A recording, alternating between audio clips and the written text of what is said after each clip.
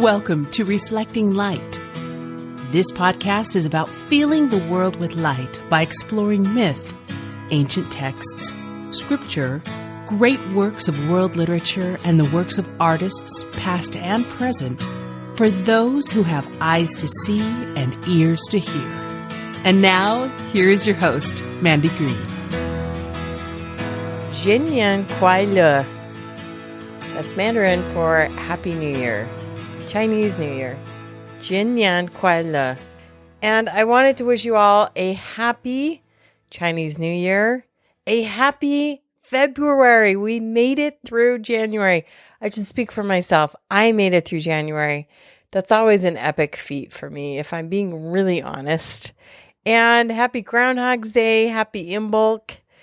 You're going to see that all of these holidays that we celebrate at this time of year have some similarities. And so I wanted to talk about the Lunar New Year, or the Spring Festival, that's celebrated in many Asian countries, primarily China, Taiwan, and talk about where it came from, maybe pull some threads about similarity, which was the original intent of the podcast.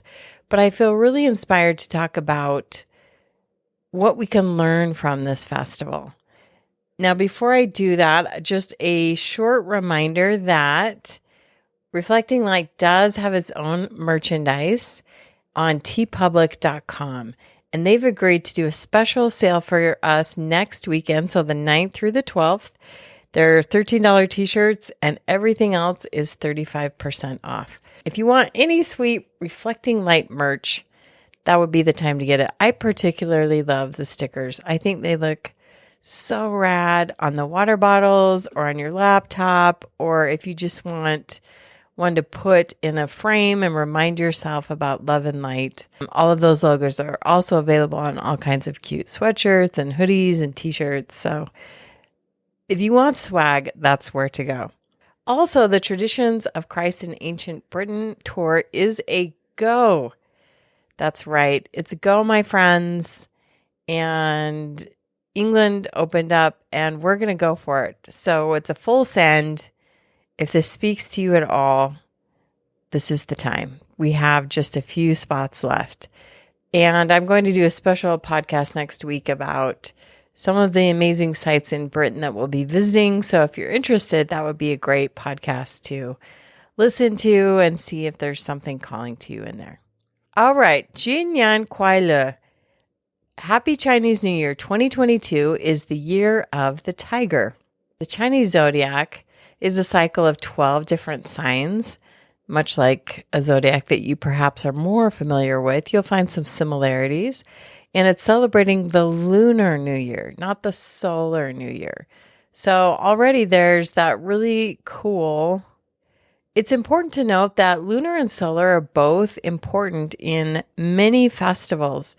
We tend to think, because in the Western world, we've adapted most of the solar holidays, but lunar holidays were considered just as important. They have this very feminine aspect of them. From the greeting that I gave you at the beginning, that Nian can represent a dragon, and that's where this character came from. It means year, or it means the monster Nian. And it comes from this myth that in ancient times, there was a monster named Nian, or Nian Shao. This myth comes from this story that in ancient times, there was a monster named Nian. Long had sharp horns who dwelt deep in the sea all year round. And one day a year, the monster would come out of the waters and devour people and livestock, anything it could get its hands on. So on New Year's Eve, people would flee from the villages to the mountains to avoid being harmed by this monster. People continued to live in fear of this monster for decades and centuries, until an old man showed up at the village and said, "You don't need to hide. Here's how you scare away the monster." And so he pasted red paper on the doors. He burned bamboo to make loud cracking sounds. This is your precursor to fireworks. Candles were lit all over in the house, and red clothing was worn. when the villagers returned, they were surprised to realize that the village had not been ransacked by Nian. And so this tradition has come from that story. And today, some of the traditions that are still followed are: one, people give their houses a thorough spring cleaning, which means sweeping away all of the bad luck of the preceding year and making your home ready to receive luck. Now, how can you do that? How can you apply that? Is there something that you need to get rid of? Something with a string of bad luck, or something that didn't go well? Or maybe it was all of 2021 or all of 2021 and 22, whatever it is. What can you shed? What can you get rid of? That's one beautiful way to look at this holiday. Red is the main color for the festival, and it denotes prosperity and energy. And this type of positivity through this color is to ward off evil spirits and negativity. So you'll notice that all of the decorations for Chinese New Year are red, and they're displayed prominently and ubiquitously in some instances, as this is a major event. And the more red, the better. The more you can put it up and present it and display it, the better. And I love this. Red is actually my favorite color. And I don't know why. I just love red. Now, one of the traditions is to put couplets of poetry around the doors. Now, for those of you with a Judeo-Christian background, that should sound really, really familiar. That should poke at your memory just a little bit, I hope. In that Passover, we have that same idea of pasting or painting the blood of the lamb over the doors. And this is one way I think it's really important to look at other traditions and look at other myths and look at other ways of celebrating. To me, this denotes that truth comes from a single source. I personally love how it comes down through all of these different cultures. I think that's what the spice of life is. For little, did you ever get one of those kaleidoscopes where you would twist the end and the shapes would make a different pattern, and it just made all of these different patterns, but all of the pieces in there were essentially the same pieces. They kind of took up a different pattern.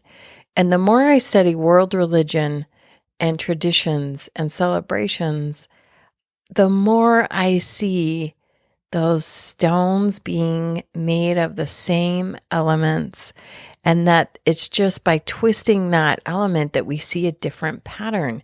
And we shouldn't be afraid of or adverse to seeing someone use those stones and make a pattern that resonates with their cultural myths and their history and their background and the way they interpret the creation and the gods and the ancestors and all of these things. It's fun to pull threads and look at the similarities, look at the differences, but it's so interesting that there's a lot more that feels the same to this celebration to me than feels different, for whatever that's worth. Again, I will never tell you what to believe. All right, one of the traditions, it's a wonderful time to honor deities as well as ancestors. And the prominent feature of this on the New Year's Eve is to gather with your family members and to enjoy that time together. The celebrations last about 2 weeks in total, from New Year's Eve to the Lantern Festival, which is the 15th day of the lunar year. Again, some interesting parallels there. Let's go through the top Chinese New Year's traditions. The first one we have already discussed, cleaning out the home and then decorating it with red things. Now, the red wards off evil spirits and negativity. Could the dragons in your life be negativity? I don't know about you. I definitely sense some real negativity in our world. Suddenly, disagreeing about something is the end of the world. We've done this for our whole lives, but suddenly it seems that COVID has this very, very polarizing effect on all of us. And maybe one of the dragons that we can slay or try to ward off would be this dragon of negativity. Just something to think about. Secondly, they offer sacrifices to the ancestors. They value their ancestors. They value that line that they come through. Really, really interesting stuff. We share a meal with your family. It's expected that you would be there. It's a reunion dinner. It's probably the greatest family reunion in the world. It's said that several million people always make their way home for Chinese New Year. And I love that. I think we need more of that. I think family has a great ability to drive away some of the dragons that plague our life. Or maybe your family is the dragon that plagues your life. So you do what's good for your mental health. But the possibility is there. The possibility is definitely there. I think the family does have a divine prototype. And when we play to that prototype, when we try to be our best selves, when we try to encourage and lift and help, maybe we can be some of the catalyst that makes our family a powerful buffer against this dragon of chaos and entropy. Fourth, they exchange red envelopes and other gifts. Now, you've probably seen these red envelopes everywhere, and it's a way of suppressing the demon. It's also a great way to wish someone another safe, peaceful new year. And you're always supposed to give money amounts of even numbers. So it could be $2 or $20 or $1,000, or it could be whatever you want. But this exchange of money in the red envelopes is said to be another sign of good luck. Now, it was my brother Dustin's birthday this last week, and he is always saying that relationships are the currency of the realm. That's a piece of wisdom that I've gleaned from him. And I love that saying. And so for his birthday, rather than giving him a gift, I cut up index cards and we all wrote things that we appreciated and loved about Dustin. And we put it in the envelope.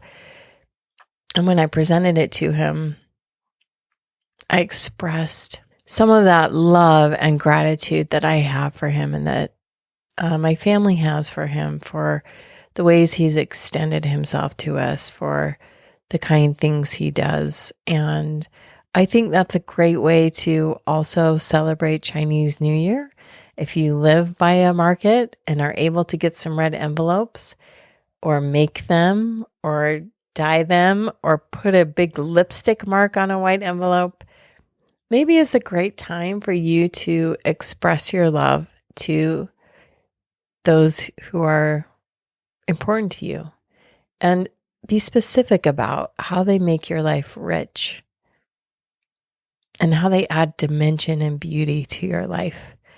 I know that that's going to become a new tradition for me, that it's a great time for me to look at those relationships and appreciate how they do ward off evil and negativity and keep the chaos at bay. I'm not talking about family chaos because I think that exists in every home. I'm talking about the serpent we talked about last week in the story with Eve, right? The serpent who is entropy and chaos and disorganization in the sense of unorganizing the cosmos, the force opposite to the creative force of the gods. And what a great way in your home to battle the dragon of perhaps apathy or being taken for granted. When you sit down and have to enumerate how you care about someone and the gifts that are unique, that are theirs, that have made your life rich, it just makes me verklempt as I'm thinking about it. I think about the people in my home, and I'm thinking about the person who's not in my home, who is in China, who just, our whole life I've wanted to see a Chinese New Year, and I was so excited he would get to see it. And because of COVID, they shut down missionaries seeing Chinese New Year. And I'm thinking about this remarkable soul in his apartment, hopefully finding a way to enjoy Chinese New Year. And there's no way to quantify the beautiful things each of those children, my spouse, bring into my life. So red envelopes, my friends, any envelope, any sentiment is a wonderful way to drive back this dragon of carelessness. Continuing on, setting off fireworks and firecrackers. I've said it before, I'll say it again. In one of my lives, I want to be a pyrotechnician or maybe a mad pyroscientist. I love fire. And it's said that this explosion of light and sound is what will scare away the evil. And maybe that's why I love fireworks. They're using light and sound to light up the darkness. And there's so much more to that. This podcast is all about reflecting light into the darkness. It's about creating spiritual fireworks and about kindling small flames and hopefully throwing logs on your fires of faith and creating light. Anciently, it was believed that light and sound were what shaped the cosmos. Those are the two creative aspects of the gods if you look at ancient myth. And so there's nothing small about using light and sound to defeat the darkness. And hey, if you've got a whopping good firework, use it. Oh, in my old neighborhood, our neighborhood where I live now is by the mountains, and I miss lighting fireworks because it's part of my soul. But back in the day, in Orem, we had the greatest cul-de-sac ever. The Bradshaws, the Mayoris, the Mallets, the Rawsons, and we called it cul-de-sac of fire. You have to say fire correctly, right? Fire. And we lit off fireworks for I don't even know how many hours. And one year I got something called the Black Mamba. I will never forget how the Black Mamba shook the asphalt as we dove to the ground because Adam Peterson and the Petersons, of course, they were part of it because Adam Peterson shoved it in the wrong canister. Oh, good times. But again, it's a joyful, wonderful memory. If you've got a great firework, light that sucker off and consider it a way to be a great metaphor of how we use our small lighters and explosives, our tiny tubes of gunpowder, or whatever we've got in us to light up the darkness with sound and light. I love it. Lastly, there is a lion or dragon dance, which is seen all over Chinese towns, and they're performed to bring prosperity and good luck for the upcoming year. Now, these are just some of the traditions. I see a similarity between what we talked about last week of the good serpent and the bad serpent. And as much as we're driving away the darkness and we're doing all these things to put up a barrier against the negativity and the chaos, of course, by welcoming in the good dragon into our homes, into our lives, that makes a really big difference. If you remember the story in the Old Testament about the poisonous serpents that was killing people, the bite was perilous. And yet when Moses was instructed to put the serpents on the stand and those who looked at the serpent would live, it's also a good time to maybe look at those two opposites and see which serpent you are serving, and then maybe redouble your efforts. Now, I know a lot of people like to shy away from myth or story, or they happen to say, myth is just that, it's just myth. I am here to tell you, it is my professional opinion that sacred truths are embodied in all of our myths. And that's how sacred knowledge is passed down. It's usually not overt. It's for those who have eyes to see and ears to hear, as the prophet Isaiah said. So let me share you this one paragraph I read this week about myth that I thought just absolutely nailed it on the head. This is from the book Hathor's Alchemy by Alison Roberts. Sometimes it is difficult for a modern reader to appreciate just how much ancient storytelling is rooted in ritual and myth. so that it becomes all too easy to dismiss the narratives as simplistic, poorly constructed, and illogical, or even to see them as isolated fragments strung together without any coherent form or structure. Nothing could be further from the truth, for they are a powerful mode of transmitting sacred knowledge. My friends, there are many dragons at work in our lives, many serpents who would seek to harm and hurt us and unravel us in spiritually harmful ways.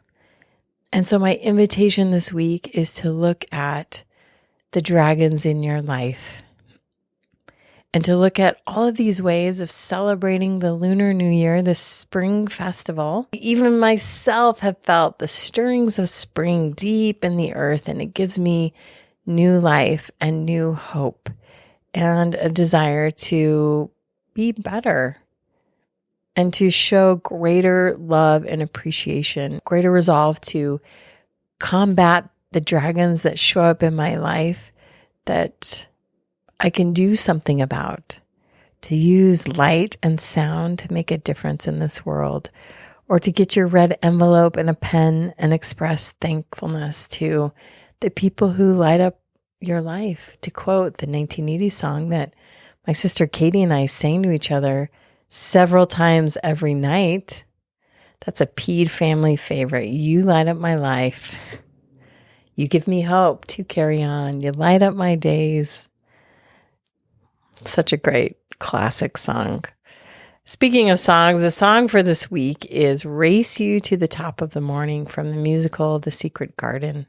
In the story, if you're unfamiliar, Mary is an orphan. She's sent to live with her uncle Archibald, who is a hunchback.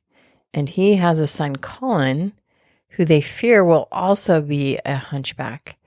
And so the doctor keeps Colin in bed and isolated, when really the very things he needs are to be around other people and to be outside. This song is called Race You to the Top of the Morning.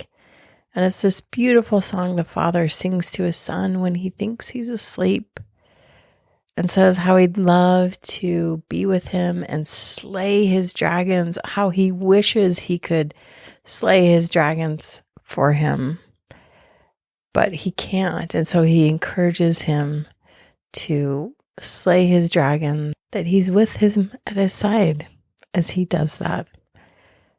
So however the dragons show up in your life, good or bad, I hope this little stroll down Chinese New Year Avenue with our amazing fireworks and dragons and red and poetry and light and sound and food and family and festival lights some type of spark in you, and that you can use that spark in the coming week to put good back out into the world, to bring light back into this world, to reflect this divine light that drives back this dragon or the serpent of chaos and entropy. And that is my hope for the coming week and the coming Lunar New Year. Wishing you love and light.